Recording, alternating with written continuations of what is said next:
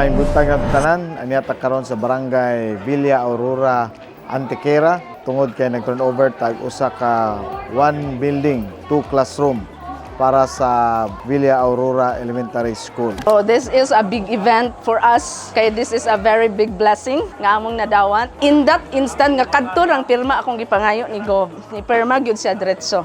Kay because it's the benefit of our learners. Thank you kaayo, dili gyud ni namo malimtan. Thank you kaayo. Magpasalamat ta sa DepEd, sa atong mga matutudlo, kibaw ko na ang inyong sakripisyo grabe kaadyo. Ang atong mga matutudlo, ang ilang focus, ang ilahang mandate na paghatag og quality education na agyapon. Busa atong pakpakan ang atong mga matutudlo.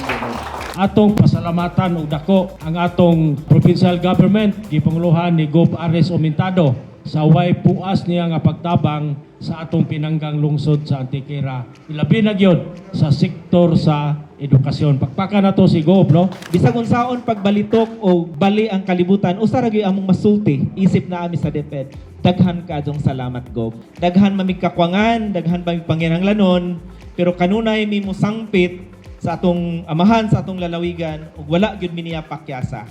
Sa among kabahin sa provincial government, namili gyud mi asa ang area na most na nanghinganlan. Asa ang number of students na wa iya mo'y classrooms, mao gyud ang among priority. Sa ngalan sa katawhan sa tibuok probinsya sa Bohol, akong gidawat ang simboliki nagmatuod na ang proyekto gikan sa provincial government natapos na o magamit na sa mga kabataan. Hinaot ko na inyo kining ampingan ug inyong amumahan aron mapahimuslan pag kini sa umabot na henerasyon. So daghang salamat og sa kanunay, Abante Bohol.